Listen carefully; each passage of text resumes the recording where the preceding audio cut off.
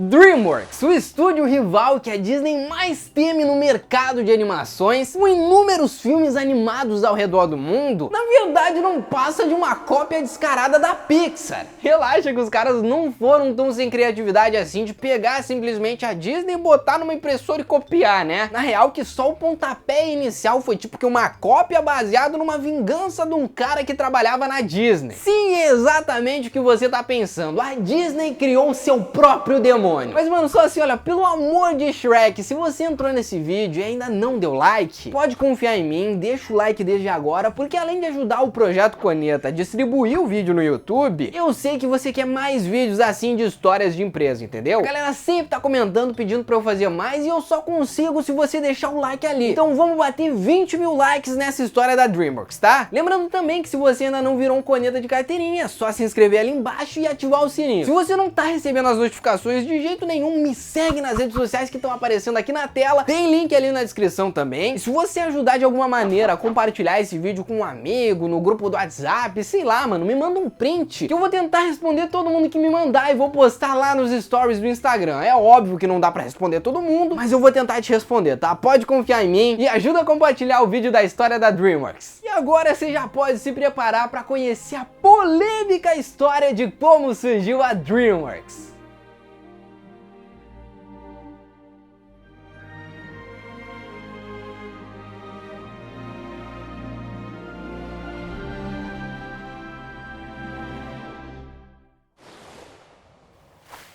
E aí pessoal, beleza? Aqui é o Matheus e cara, no Oscar de 2002, o filme Shrek da DreamWorks levava pra casa o prêmio de melhor animação da história. Ele foi o primeiro filme animado a ganhar um Oscar nessa categoria. Claro, a Disney e a Pixar já tinham ganhado Oscars, mas foram Oscars honorários e essa categoria aqui era especialmente para animações. E a DreamWorks foi a primeira a levar o prêmio pra casa. And the Oscar goes to Shrek, Aaron Warner. This is the first Academy Award nomination and the first Oscar for producer Aaron Warner. Shrek employed state-of-the-art CGI animation. Producer Jeffrey Katzenberg said that it will be a benchmark for about a day or two. Você só imagina a cara da Disney quando a DreamWorks levou o Oscar pra casa. Tipo, a DreamWorks tinha surgido há poucos anos atrás. E o senhor Mickey Mouse não tava dando muita importância pra existência dela. E aí, de repente, eles levam esse prêmio pra casa. Alguma coisa, né, não estava certa. Um pouco antes dessa premiação, em 1998, teve uma polêmica que rolou entre a Pixar e a DreamWorks. Pra quem não sabe, naquela época, a DreamWorks lançava um filme chamado Formiguinhas, ou Formiguinha Z, enquanto a Pixar, exatamente um mês depois, estava para lançar o filme Vida de Inseto, que também estava tratando da história de uma colônia de formigas. Mas por que será que isso aconteceu? Por que a DreamWorks copiou a Pixar, ou por que a Pixar copiou a DreamWorks? A gente já vai chegar nessa polêmica, você vai entender a história do cara que foi demitido da Disney e você vai entender por que ele criou a DreamWorks. Acredite ou não, você vai acabar ficando do lado desse cara. Para você entender um pouco melhor essa história, a gente precisa voltar no tempo, mais especificamente em 1994, quando o Jeffrey Katzenberg, um rapaz que trabalhava na Walt Disney, era demitido dos estúdios lá na Califórnia. E agora você deve estar querendo saber por que esse Jeffrey foi demitido da Disney. Ele tentou confrontar alguém lá dentro? Ele tentou revolucionar o mercado, que nem o John Lasseter quando foi demitido da Disney nos anos 80? Na real que a Disney não estava valorizando o potencial do Jeffrey, que salvou ela de vários perrengues lá nos anos 90. Eu tô falando sério, mano, sem esse cara a Disney teria falido. The movie business has an extraordinary ancillary market now. The domestic theatrical marketplace today literally represents less than 20% of the income of our movies. And 10 years ago, it was 40%. And 5 years before that, it was 65%. And o começo de tudo. O O Jeffrey Katzenberg nasceu no dia 21 de dezembro de 1950 em Manhattan, Nova York. O Katzenberg, ele teve uma infância comum, entendeu? Ele não era um Walt Disney da vida, mas ele sempre teve vontade de empreender. Tanto que por causa dessa vontade dele, ele acabou se tornando um empreendedor de fato. Ele começou a fazer faculdade lá na Universidade de Nova York, mas 2 anos depois de fazer o curso, ele decidiu abandonar tudo. Não era exatamente o que o Jeffrey queria para a vida dele. Foi então que no verão de 72, quando ele tinha 22 anos, que ele consegue um tipo de trabalho freelance para ajudar na campanha de um político que estava concorrendo a prefeito da cidade de Nova York naquele ano. O político de qual eu tô falando era um homem chamado John Lindsay, que já era o prefeito de Nova York naquele ano, só que ele estava tentando se reeleger. Só que o que aconteceu foi que a campanha foi em vão. Ele perdeu naquela ocasião para um rapaz chamado Abraham Bain. Como aquele tinha sido um ótimo verão pro Jeffrey, ele decidiu não voltar para a faculdade. E ele decidiu tentar uma carreira a partir dos contatos que ele tinha feito ali na campanha do John Lindsay. Por causa dessa galera aí que ele conseguiu os contatos do WhatsApp, mentira, não existia WhatsApp naquela época, era Coruja, eu acho. Ele acabou conseguindo um emprego de agente de talentos, que é basicamente um trabalho onde você seleciona pessoas com um bom potencial para atuar em filmes, novelas, séries, para um homem chamado David Picker, que era amigo do ex-prefeito de Nova York. 1975.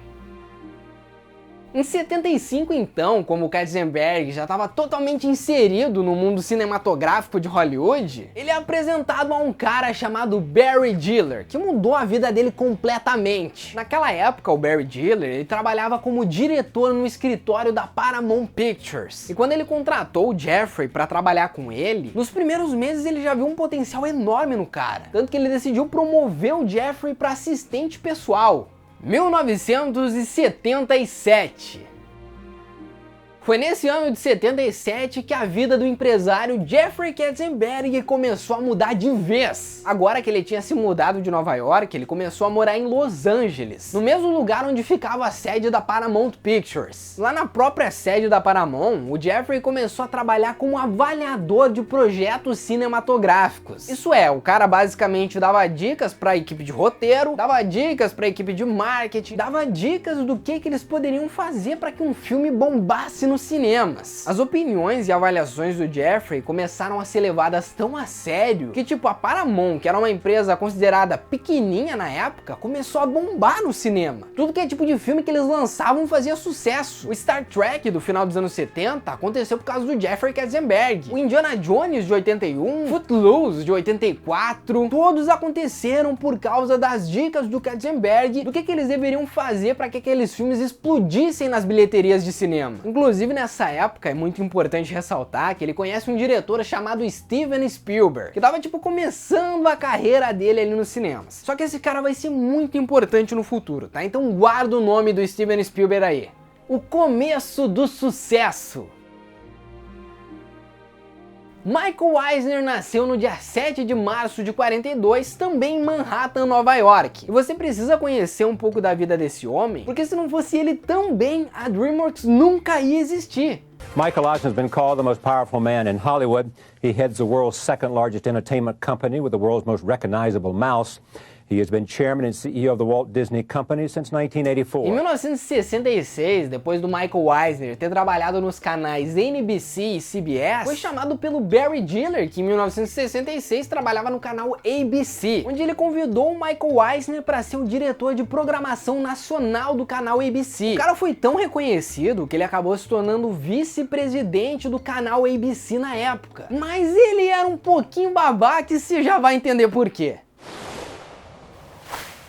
10 anos se passaram e em 1976, o mesmo homem, o Barry Diller, que estava trabalhando na Paramount agora, indicou Michael Eisner como presidente e diretor de operações do estúdio de cinema. Ele entrou em 76, né? Lembra quem que entrou em 77? O Jeffrey Katzenberg, o cara que ia ser futuramente demitido pela Disney. E quem estava fazendo a Paramount bombar naquela época não era o Michael Eisner, era o Jeffrey Katzenberg. E a partir desse momento as coisas vão ficar um pouquinho mais interessantes.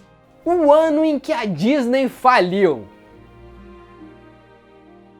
Em 1984, a Disney estava passando pela pior fase que o estúdio já vivenciou. A gente já falou mais profundamente dessa história aqui no canal, no vídeo da história da Disney, que você pode assistir depois clicando no cardzinho. Mas para te dar uma breve resumida, em 1966 o Walt Disney acabava falecendo, deixando todo o legado de filmes de animação dele nas mãos do irmão. E o estúdio ficou basicamente 30 anos produzindo fracasso atrás de fracasso. Claro, as animações da Disney faziam dinheiro, só que elas não faziam tanto dinheiro como eles estavam acostumados. Então eles tinham que investir pouco, tinham que contratar poucas pessoas, e se não desse certo a animação era prejuízo pra Disney, os caras estavam ferrados. E se nos próximos anos a Disney não emplacasse nenhum filme sucesso de bilheteria, eles iam realmente fechar as portas. Você tá entendendo? Você consegue imaginar um mundo sem a Disney? Como o estúdio do Mickey Mouse percebeu que a Paramount tava crescendo e crescendo e crescendo cada vez mais, tomando várias proporções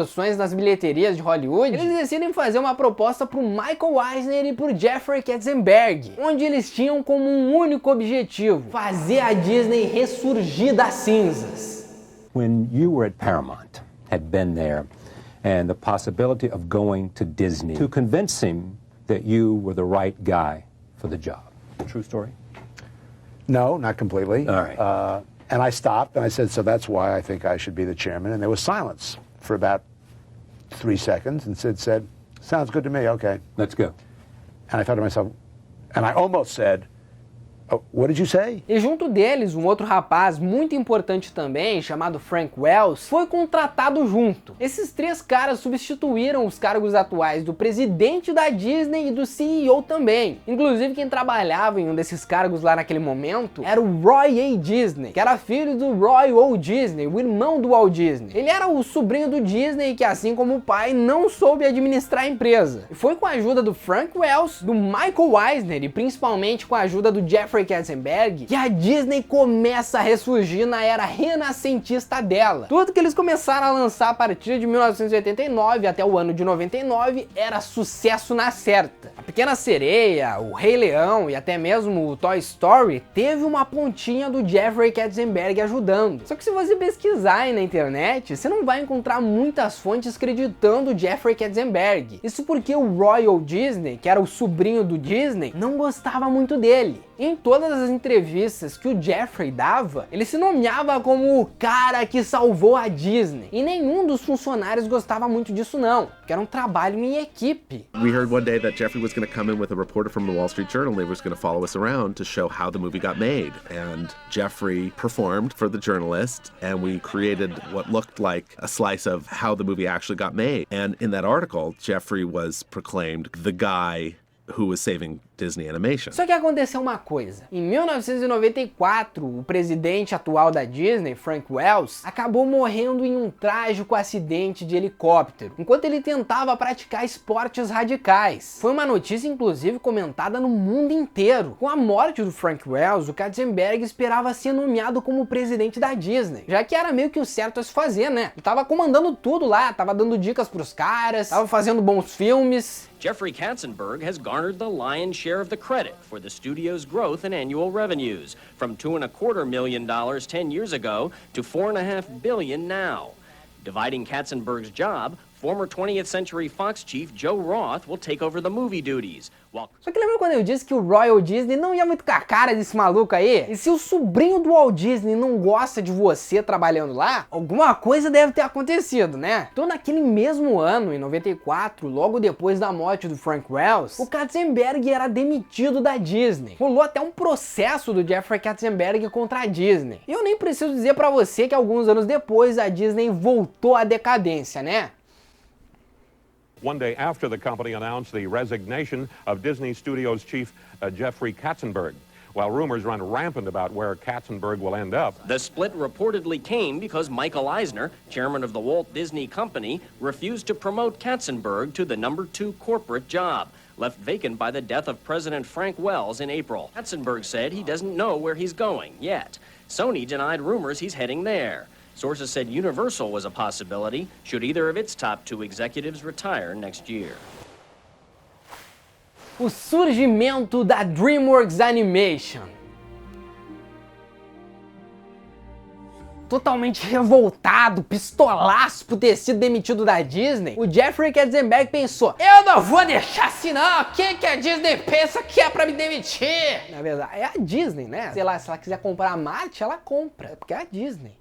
Mas mal sabiam os ratinhos Mickey Mouse que eles tinham criado um monstro. O monstro saiu da jaula! Ainda em 94, o Jeffrey Katzenberg vai atrás de um outro amigo que ele tinha feito lá na Paramount Pictures, Steven Spielberg. Steven Spielberg, pra quem não sabe, é um dos maiores e mais renomados diretores de Hollywood. Ele já dirigiu filmes como Jurassic Park, E.T. o Extraterrestre, Tubarão, e além de ter dirigido todos esses filmes, ele também participou da produção executiva de várias animações naquela época, tipo Em Busca do Vale Encantado e Uma Cilada para Roger Rabbit. E o Katzenberg sabia que o Steven Spielberg, além de ser um bom parceiro, também tinha dinheiro, que ia ajudar com que a DreamWorks finalmente pudesse surgir. Ele também vai atrás de um outro cara chamado David Geffen, que é um empresário mega rico e mega conhecido lá por Hollywood. Ele que foi o responsável por administrar a carreira da banda Guns N' Roses. E além de ter recrutado esses dois caras, ele foi atrás de alguns animadores que ele tinha feito amizade na época que ele estava trabalhando na Disney, para virem trabalhar na empresa dele. Sim, o cara roubou os animadores da Disney. Tá parecendo até a história do Walt Disney, né? Ele deve ter dito algo mais ou menos assim: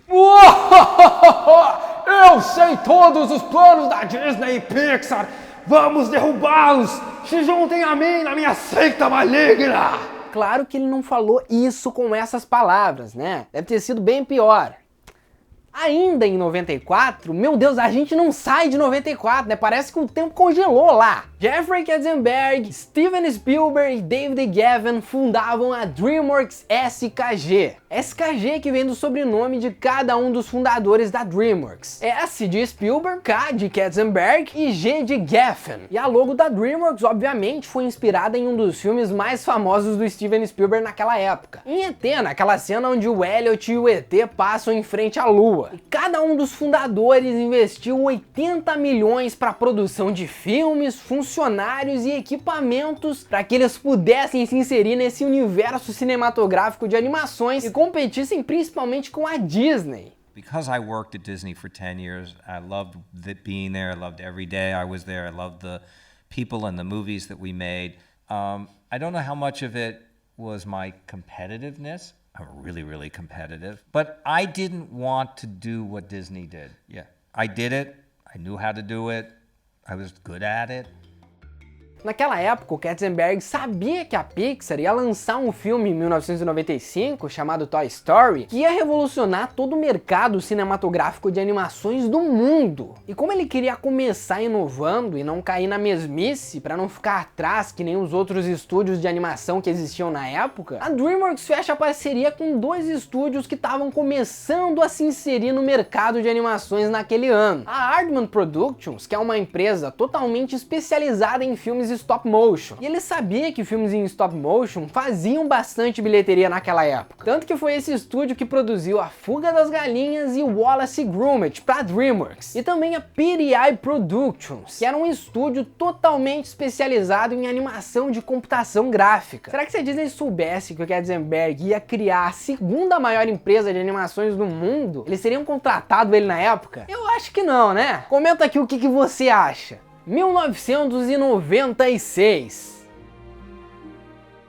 Nessa época, a DreamWorks estava criando uma animação chamada O Príncipe do Egito, que seria a primeira animação deles lançada em 1998. Mas o Jeffrey sabia que se ele quisesse começar no mercado em alta, ele não podia lançar um filme de animação em 2D. Ele tinha que atingir a Disney, tinha que chamar a atenção deles e mostrar que a DreamWorks não estava ali para brincadeira, que aquele estúdio não surgiu só por causa de vingança. E o que ele faz então? Muita gente acha que a atitude do Jeffrey foi meio canalha, mas eu acho que ele foi muito esperto. Se ele não tivesse feito isso, talvez a DreamWorks nunca chegaria onde ela chegou hoje. Ele conta então para a equipe dele que nos próximos anos a Pixar ia lançar um filme chamado Vida de Inseto. E ele sabia disso porque antes de ser demitido da Disney, o John Lasseter contou toda a história do filme por Katzenberg. Não me pergunte por quê, ele simplesmente contou. Só que é óbvio que o John Lasseter jamais ia esperar ser copiado. Até ele lê em jornais e vê na TV o lançamento de um filme da DreamWorks muito parecido com o filme da Pixar. O que rolou então? O Steve Jobs, que foi o fundador da Apple e também ajudou a investir para que a Pixar surgisse lá na época, ligou pro Katzenberg e falou: meu, qual é a tua, meu? Tá querendo copiar nós, meu? Vocês não fazem o seu, a gente faz o meu aí, meu. O Katzenberg falou que ele fez isso só porque a Disney ia lançar um filme animado no mesmo mês em que a DreamWorks ia lançar. Ele falou que ele adiaria o lançamento de Formiguinha Z, ou Formiguinhas, se a Disney pudesse adiar o lançamento do filme deles daquele ano. E o Steve Jobs falou que não tinha como. E aí você já sabe o que aconteceu, né? Eles trabalharam a todo vapor e Formiguinha Z foi lançado antes de Vida de Inseto, fazendo com que a Disney e a Pixar se mordessem de raiva.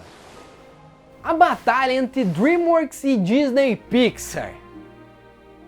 Século XXI nem tinha começado direito e em 4 anos de existência da DreamWorks, ela já era a maior rival da Disney em anos. E desde o surgimento dos filmes da DreamWorks, lá em 98, eles estavam fazendo um dinheiro que, ok, entendeu? Legal, para uma empresa que acabou de surgir. Fizeram dinheiro com Formiguinhas, Príncipe do Egito, O Caminho para Eldorado, Fuga das Galinhas, enquanto a Disney naquela época começou a passar por uma das piores fases da existência dela de novo. E o Katzenberg tinha percebido uma coisa que o pessoal da Disney não percebeu. Se ele trabalhasse lá, inclusive, ele teria falado. Ele chegou na equipe dele da DreamWorks e falou: ó só, galera, se a gente quiser bater de frente com eles e tomar o mercado, a gente precisa fazer só animações em 3D. Tanto que os filmes Spirit, o Corcel Indomável e Simba foram os últimos filmes em desenho tradicional da DreamWorks. Depois disso, eles nunca mais fizeram. Eu sinto muita falta, sabe? Tudo bem que as pessoas não assistem mais tanto hoje, mas eu acho que eles não deveriam ter deixado essa técnica morrer nesse estúdio também. E com isso, toda a equipe da DreamWorks, com a ajuda do Jeffrey Katzenberg, decidem fazer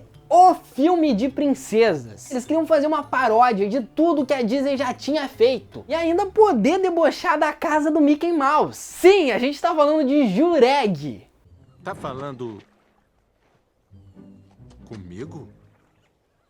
Somebody once told me the world is gonna roll me. I ain't the sharpest tool in the shed. E eu não sei se alguma vez você já percebeu, mas esse filme é uma sátira de todos os contos de fadas da Disney. Tudo que pode ser zoado num filme de princesa é zoado aqui. Porque, tipo, nos filmes da Disney, você começa imperfeito e termina perfeito, sabe? Do jeito que a sociedade quer ver você. Já na fórmula da DreamWorks, que é uma fórmula que eu também gosto muito, eles apresentam pra você o Shrek, que é um ogro e ninguém gosta. E no final do filme ele continua um ogro, só que ele acaba conquistando aquilo do jeito que ele é. Assim como em Kung Fu Panda. O Po é um urso que é acima do peso para se tornar o dragão guerreiro. E no final do filme, ele não muda o que ele é. Quem gostar dele, gosta. Quem não gostar, já era. E essa que foi a sacada da DreamWorks. Eles não queriam perfeição. Eles queriam que as pessoas aceitassem os personagens do jeito que eles eram. E no filme do Shrek, muita gente não deve ter percebido, mas agora toda vez que você olhar, você vai lembrar. Como o Katzenberg ficou só um pouquinho revoltado pela demissão dele da Disney, ele pegou as expressões faciais do Michael Eisner, o cara que demitiu ele da Disney, e fez com que o Lord Farquaad do Shrek, o pior personagem do filme, fosse ele. Sim, o Lord Farquaad é inspirado no Michael Eisner. Esse cara, meu Deus, né? Eu acho que ele queria tomar um processo. Foi como eu falei, a DreamWorks não entrou no mercado só pra bater de frente com a Disney. Eles queriam mostrar que eles eram uma empresa séria, que aquilo lá não surgiu pra ser uma cópia e nem que aquilo lá era somente vingança. Eles estavam lá pra competir real com a Disney e com a Pixar. E foi exatamente pela dedicação de todo o estúdio da DreamWorks que em 2002 o Shrek levou o Oscar, competindo com Monstros S.A. e o Jimmy Neutron. E a Disney, a Pixar e a DreamWorks ficaram vários anos nesse vai e volta de tentar rebater um outro, fazendo filmes pra se vingarem. O que eu acho que é meio uma infantilidade, todo mundo saiu perdendo de certa forma, mas acabou acontecendo, né? Procurando Nemo e o Espanta-Tubarões são exemplos de animações semelhantes. O problema mesmo foi quando a Disney se sentiu totalmente ameaçada e decidiu dar um pontapé na DreamWorks, o que acabou não dando muito certo pra eles, porque a DreamWorks tinha lançado Madagascar, que foi um sucesso, e um ano depois a Disney lança o filme Selvagem, e Selvagem só existe simplesmente porque a Disney queria dar um tapa na cara da DreamWorks, só que isso não aconteceu, porque o filme foi um fracasso, e eu acho que desde esse filme eles pararam com essa rixa idiota de um tentar bicar o outro, até porque tipo, fazer filme é caro, sabe? Então vai lá eu investir 100 milhões de dólares num filme só pra mostrar pra Disney que eu sou melhor, pode dar prejuízo às vezes, né? Ah, e você lembra do Michael Eisner, que tava com a bola toda porque ele achava que ele tinha feito a Disney ressurgir? Então, nos anos seguintes, a Disney começou a cair. Em 2004, ele foi demitido também. Pois é, né? Tudo que vai e volta. E hoje, pra você ter uma ideia, a DreamWorks é o segundo estúdio de animações mais lucrativo do mundo, sendo que só 20% dos lucros vem de bilheteria de cinema. O resto vem de séries animadas em serviços de streaming, produtos licenciados, brinquedos. Os caras realmente queriam ter o lugar deles nas animações. E eu acho que não tem nada mais justo do que a gente relembrar de alguns filmes da DreamWorks que fizeram muito sucesso, né? Como é o caso do filme Spirit, o Corcel Indomável, lançado em 2002. Quem é que não se emocionou com a história daquele cavalo se perdendo da família e com a ajuda do amigo dele, aquele índio, tendo que reencontrar eles de novo? Mano, eu amava aquele filme. Ou então Madagascar, que sempre tá passando na TV, mano. Quem que não ama Madagascar? Que começa contando pra gente a história da zebra Margly, que quer fugir do zoológico de Nova York, e ele, o Alex, a Glória e o Melman acabam indo parar em Madagascar, onde eles encontram um grupo de lêmures que cantam "Eu me remexo muito, eu me remexo muito, eu me remexo muito, mexendo muito, eu me remexo muito, eu me Kung Fu Panda é outro exemplo de filme sensacional da DreamWorks. O Paul é muito fã dos Cinco Furiosos e um dia ele vai ver a apresentação deles, onde eles vão revelar quem é o dragão guerreiro, o único capaz de derrotar o Tai Lung, e acaba descobrindo que ele mesmo é o dragão guerreiro. Também não dá pra esquecer de como treinar o seu dragão, né? O Soluço quer provar pro pai dele que ele pode ser um viking também, só que ninguém acredita no potencial do menino. Até que um dia ele consegue acertar um Fúria da Noite, que é um dragão que todo mundo teme, e consegue domar o bicho. Teve a polêmica no começo, teve eles tentando enfrentar a Disney, teve, entendeu? Mas toda empresa tem seus altos e baixos. E apesar de tudo isso, eu gosto muito da DreamWorks, eu não julgo o Jeffrey Katzenberg pelo que ele fez, na verdade eu acho que ele foi um cara muito esperto. Ou você acha que o Mark Zuckerberg, que é o criador do Facebook, teve toda a ideia de criar essa rede social? Você acha que o cara não foi lá e pegou uma palhinha dos outros? É óbvio que sim, né? E eu de coração espero que você tenha curtido a história da empresa DreamWorks. Obviamente não dá pra falar de todos os filmes que eles lançaram aqui, por isso que logo mais vai sair um vídeo, os melhores e os piores da DreamWorks. E se você não quer perder, se inscreve no canal e dá o gostei, tá? E não esquece também de comentar pra eu saber que você quer esse vídeo. E se você chegou até o final, não esquece de comentar Jusenei, eu te amo. É, porque pra ter assistido esse vídeo até aqui, você só pode me amar, né? Não esquece de compartilhar esse vídeo com um amigo, mostrar pra todo mundo a história da DreamWorks e conferir os nossos vídeos de histórias de outras empresas, tipo a Pixar, tipo a Disney. Eles estão muito legais, você pode fazer uma maratona e entender toda a história dessas empresas aí, tá? E a gente se vê na próxima produção audiovisual aqui do Projeto Coneta. Valeu, pessoal!